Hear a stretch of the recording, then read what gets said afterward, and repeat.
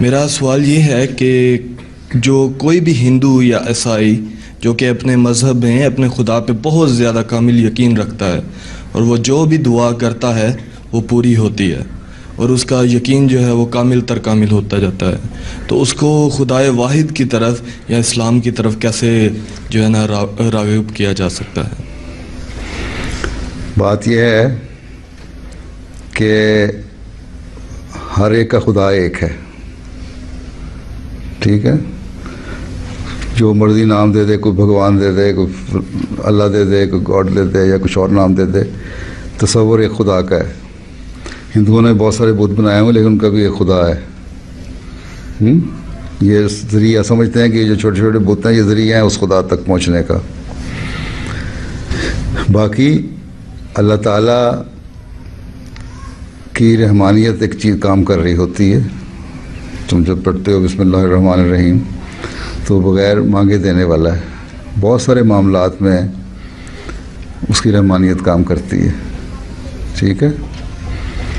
اور اس کی وجہ سے وہ دے دیتا ہے۔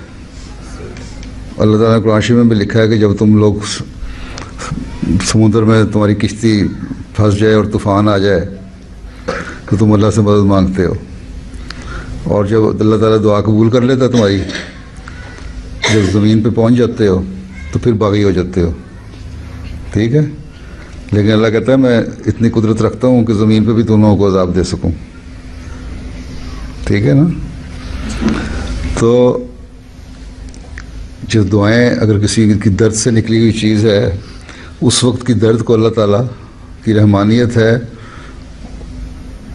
جو اصل میں رحیمیت کے اس صفت پہ غالب آ کے اس کی بات مان رہی ہوتی ہے، مان رہی نہیں ہوتی بلکہ خود ہی اللہ تعالیٰ فضل کر رہا ہوتا ہے، ٹھیک ہے؟ اور پھر بعض دفعہ کیونکہ درد سے اگر پکارو اس کو تو مانتا بھی ہے، اس لیے چاہے وہ اب ایک ایتھیسٹ ہے جو خدا کو نہیں مانتا، وہ اس کو کسی نے پوچھا کہ اگر تم نے اپنے کسی کام پہ پہنچنا ہے وقت پہ، راستے میں ٹریفک بلاک ہو گیا، کوئی ایکسیڈنٹ ہو گیا یا تمہاری کسی وجہ سے لیٹ ہو رہے ہو اور بڑے ڈیسپریٹ ہوئے کس طرح میں پہنچوں گا، تو کیا کرو گے تم؟ اس نے کہا ہوپ کریں گے۔ تو وہ ہوپ جب اسے پوچھا کہ آج ہوپ کس سے ہوگی؟ ہوپ کرنے والے کوئی خدا ہونا چاہیے نا، یا کوئی چیز ہونی چاہیے جسے ہوپ کرو، تو وہ ہوپ جو ہے وہ خدا سے، ہم کہتے ہیں وہ ہوپ خدا سے ہے۔ کہتا تھا اچھا سوچوں گا میں اس بات پہ، ٹھیک ہے کہ خدا ہے کہ نہیں۔ تو اللہ تعالیٰ اپنی قدرت دکھانے کے لیے مختلف مذاہب کے لوگوں کی باتیں سنتا ہے، لیکن جن تک اللہ تعالیٰ کا حقیقی پیغام نہیں پہنچا، وہ یہ ضروری نہیں کہ اللہ تعالیٰ صرف مسلمانوں کی سنتا ہے اور ایک دور دراز علاقے میں جنگل میں لوگ رہتے ہیں یا کسی بہت دور کے آئی لینڈ میں رہتے ہیں جہاں پتہ ہی نہیں اسلام کا یا اللہ کا، وہاں اللہ باتیں نہیں سنتا ان کی باتیں بھی اللہ تعالیٰ سنتا ہے۔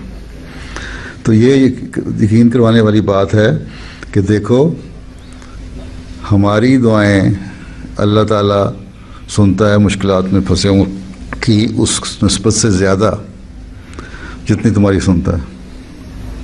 مقابلہ ہوگا نا، اللہ تعالیٰ کی مخلوق تو ساری ہے نا۔ اللہ تعالیٰ نے کہا میں رب العالمین ہوں، میں تمام جہانوں کا رب ہوں، میں ہندو کا بھی رب ہوں، میں عیسائی کا بھی رب ہوں، یہودی کا رب ہوں، ایتھسٹ کا رب ہوں، مسلمان کا رب ہوں، ٹھیک ہے؟ ہر ایک کا رب ہوں، ہر ایک کو دینا ہے میں نے، لیکن دینا میں نے رحمانیت کی وجہ سے ہے۔ اصل میں وہ دعائیں نہیں ہو رہی ہوتی، وہ اللہ تعالیٰ کا رحم کام آ رہا ہوتا ہے۔ رحیمیت وہ ہے جب اللہ تعالیٰ میں تم زیادہ سے زیادہ ایکسپیرینس کر رہے ہوتے ہو تم دعاؤں کی قبولیت کو، ٹھیک ہے؟ وہ تو یہ ہے نا، مقابلہ رکھو سامنے کہ آؤ 10 باتیں ہیں، تم اس بات پہ دعا کرو، 10 باتوں میں دعا کرتا ہوں، پھر دیکھتے ہیں کس کی دعائیں زیادہ قبول ہوتی ہیں۔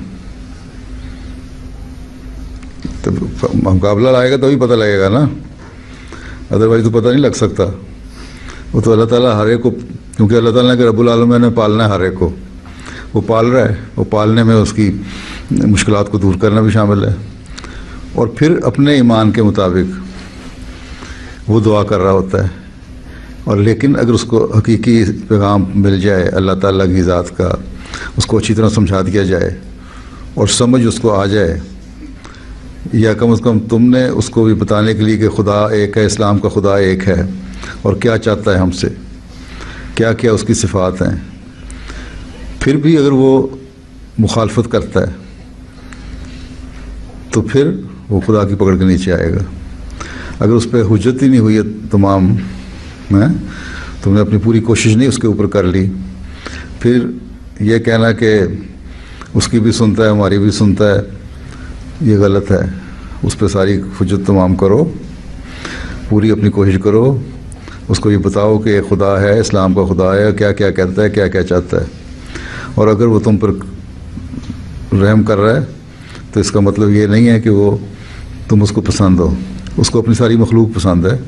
اس ایک جنرل اصول جو ہے ہر ایک کے لیے، اس کے تحت ان کی باتیں مان رہا ہے. لیکن پتہ تب لگے گا جب مقابلہ ہو. تم لوگوں کو اللہ تعالیٰ سے اتنا تعلق پیدا کرنا چاہیے کہ یہ چیلنج دو ہر ایک کو کہ آؤ مقابلہ کریں، تم بھی دعا کرو ہم بھی دعا کرتے ہیں معاملے میں، پھر دیکھتے ہیں کس کی دعا قبول ہوتی ہے. لیکن پہلے اس کو ریئلائز کروانا ہوگا اچھی طرح کہ خدا، اسلام کا خدا کیا ہے.